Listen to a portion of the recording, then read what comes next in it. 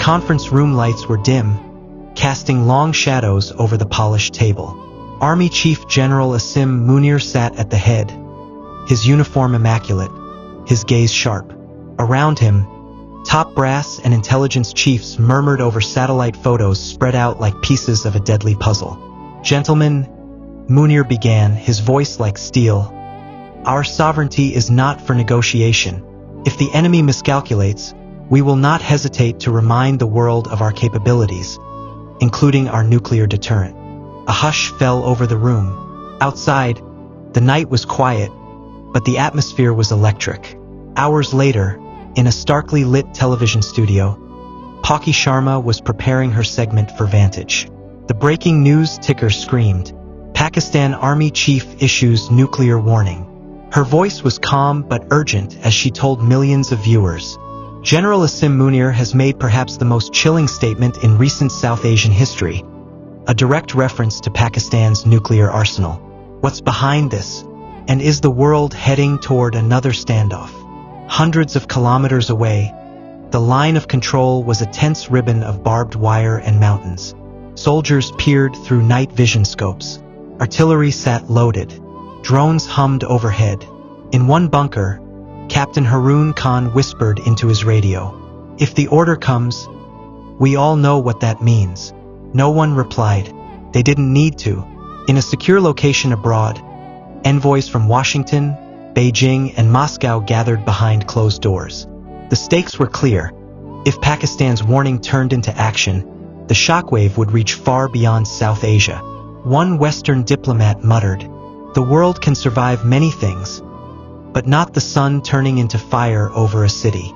The fictional arc could now branch into whether the standoff escalates into war, the role of backchannel diplomacy, an internal political plot in Islamabad to use the threat for leverage. Headline: Pakistan's army chief warns of nuclear retaliation amid rising regional tensions. In a speech delivered during a high-level military briefing, General Asim Munir reportedly made remarks emphasizing Pakistan's full-spectrum deterrence, widely interpreted as a reference to the country's nuclear capabilities. While officials stressed this was a reaffirmation of long-standing defense policy, the timing raised concerns. The statement came amid worsening tensions along the border and increased rhetoric from neighboring powers. In recent years, Pakistan's leadership has repeatedly asserted that its nuclear arsenal is a defensive measure intended to deter any existential threat. Global reactions. India dismissed the statement as unhelpful and reiterated its no first-use policy, while also moving additional troops towards sensitive sectors. The U.S. State Department urged restraint, calling on both sides to engage in direct dialogue. China quietly signaled willingness to mediate, citing regional stability as a shared interest. Palki Sharma, host of Vantage, analyzed the speech, pointing out that while nuclear rhetoric from Pakistan is not new, the current geopolitical climate makes it more dangerous.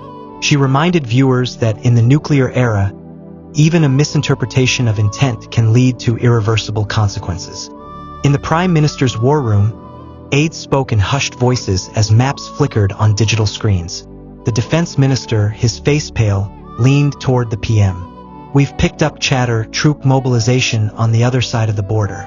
And now this nuclear statement. It's either a bluff or a prelude." The PM's jaw tightened.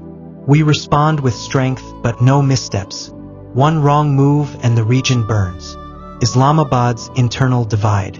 Back at GHQ, not all of Munir's circle agreed with his stance.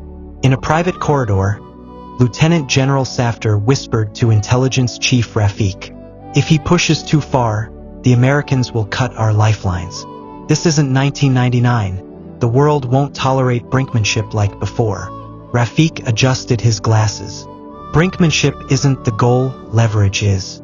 He's gambling that fear will buy us breathing space." Palki Sharma's follow-up broadcast. On Vantage, Palki leaned forward in her chair. The studio lights glinted off her notes.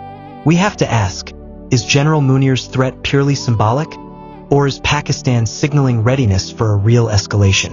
My sources say military units in Khuzdar and Dera Ghazi Khan have gone into heightened readiness, the last step before nuclear deployment protocols begin." Her producer mouthed were trending worldwide from behind the camera. The newsroom was electric, but under it all, a gnawing unease spread. Deep inside a hardened bunker near Vantage, technicians in green uniforms moved with precision. Under the harsh white light, they checked missile guidance systems, entered launch codes, and waited for the final authorization that might never come, but could come at any moment. A major barked, "All systems report green," awaiting command from General Staff. Above ground, the air was unnaturally still. In New York, the UN Security Council went into emergency session. Russia's ambassador accused the West of pushing Pakistan into a corner, while the US ambassador shot back that nuclear threats have no place in the modern world.